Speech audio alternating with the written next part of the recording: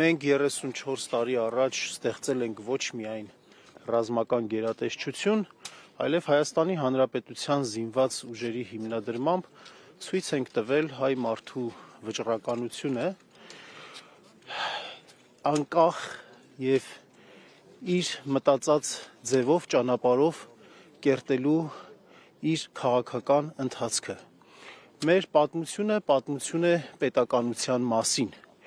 եւ մեր ժողովրդի դարավոր երազանքը եղել է անկախ պետականություն ունենալը եւ պահպանելը, իսկ բանակը այդ անկախ պետականության պահպանման երաշխավորն է եղել։ Մենք այսօր ունենք մեր երազած բանակը եւ մենք մեզնից յուրաքանչյուրս ամեն ինչ պետք է անի մեր բանակի կողքը լինելու։ Հայաքվե ազգային քաղաքացիական միավորումը ունի իր տեսլականը հայոց բանակի զարգացման, հզորացման, մեր անվտանգության վերաբերյալ եւ համապարփակ անվտանգության հայեցակարգի կյանքի կոչումով մենք նորից հնարավորություն կստեղծենք ոչ թե մեր խաղաղության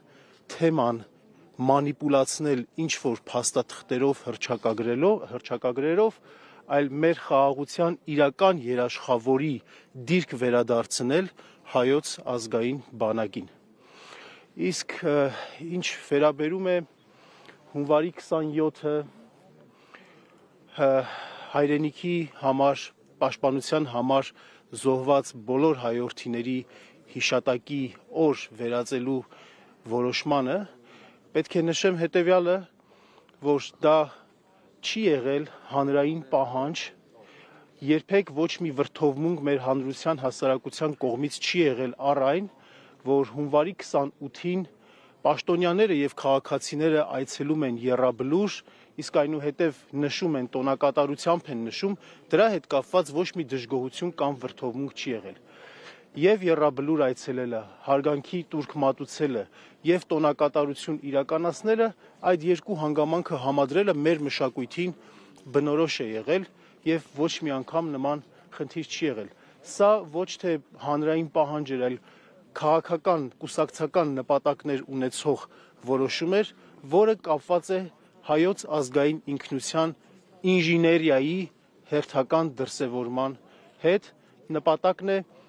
նսեմացնել հայոց ազգային բանակին նվիրված օրը եւ այդ տոնը։ Երեք Նիկոլ Փաշինյանը եւ Վահագն Խաչատուրյանը, Սուրեն Պապիկյանը, ներքին գործերի նախարարը եկել էին վաղ առավոտյան Եռաբլուր, սակայն զոհվածների հարազատներին չեն մոտեցել, Արցախի կանչ մշակոթողի մոտ ծաղիկներ չեն խոնարհել։ Ձեր կարծիքով ի՞նչն է պատճառը, երբ նման օր են հայտարարում, սակայն անգամ ծնողներին չեն։ Որովհետև նրանք հասկանում են, որ բարոյական ոչ մի աղերս առնչություն չունեն այն խորհրդի հետ, ինչը որ ներկա է այստեղ Եռաբլուրում, որովհետև նրանք շատ լավ գիտակցում են, որ Եռաբլուրի ընդլայնման հարցում իրենք կրում են անմիջական պատասխանատվություն եւ իրենք խուսափում են ճակերտյալ սյուրպրիզներից մոտենալով մեր նահատակների ծնողներին, որովհետև հասկանում են կամ գիտակցում են, թե ինչ խոսք կարող են նրանց ասել։ Շնորհակալություն ձեզ։